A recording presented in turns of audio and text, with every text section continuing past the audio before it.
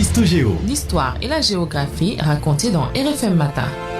Avec Barthélémy Ngom. Bonjour Barthélémy. Bonjour Babacar, bonjour à tous. On a suivi toutes ces actualités autour de la campagne de commercialisation de l'arachide avec le prix aux producteurs. On ne devrait pas s'attendre à moins de 210 francs comme toutes ces années passées.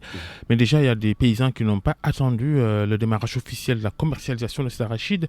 Ça nous sert de prétexte en tout cas pour parler du CNCR, le Conseil national de concertation des ruraux, le fameux CNCR, son histoire ce matin. Le CNCR, Babacar, le Conseil national de concertation et de coopération des ruraux, qui est une organisation paysanne qui a été créée le 17 mars 1993 à Thiès à la suite d'un forum sur le thème « Quel avenir pour le paysan sénégalais ?»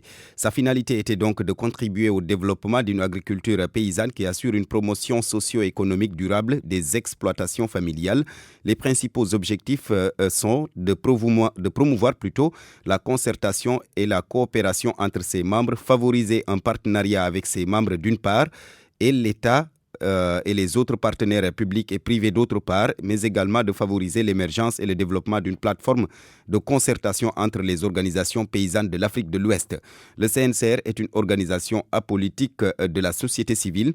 Il regroupe 28 fédérations et unions paysannes actives à différents niveaux, depuis le local jusqu'au national, et dans toutes les filières agricoles, horticoles, forestières, pêche, élevage, entre autres. 26 membres affiliés et 2 membres associés constituent donc le CNCR. Ils représentent ainsi des millions de Sénégalaises et de Sénégalais. Les activités du CNCR se déclinent en 3 catégories. Il y a les activités de renforcement de capacité, les activités de plaidoyer, les activités de suivi et veille. Parmi les principes directeurs du CNCR, il y a la reconnaissance et le respect de l'autorité de l'État pour la définition des politiques agricoles, l'acceptation de l'intégrité et de l'autonomie dans la solidarité des fédérations membres.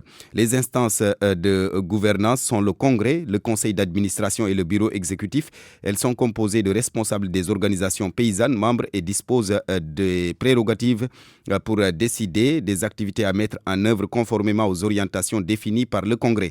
Le Congrès est composé de tous les membres. Il est l'organe souverain d'orientation et de décision du CNCR. Il y a aussi le Conseil d'administration qui compte 60 membres, 4 représentants par membre fondateur et 2 par chaque nouveau membre.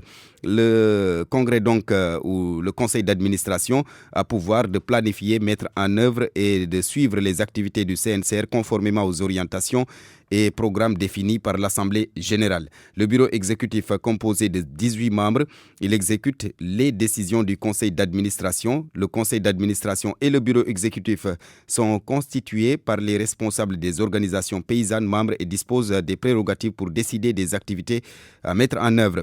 Le CNCR a eu 4 présidents depuis sa création en 1993. D'abord, le premier président fut Mamadou Sissoko. Il a été remplacé par Mamadou Sall, qui lui aussi a été remplacé par Samba Gueye. Aujourd'hui, donc, le CNCR est dirigé par Nassirou Sall. Les présidents ont un mandat de 4 ans renouvelable une seule fois. Le siège du CNCR se trouve au CICES. C'est donc Babacar, cette organisation paysanne qui élève encore la voix pour s'opposer en tout cas à la décision du gouvernement de ne pas subventionner le prix de l'arachide pour la campagne de commercialisation 2019-2020. Barthélémy Ngom, Histogéo.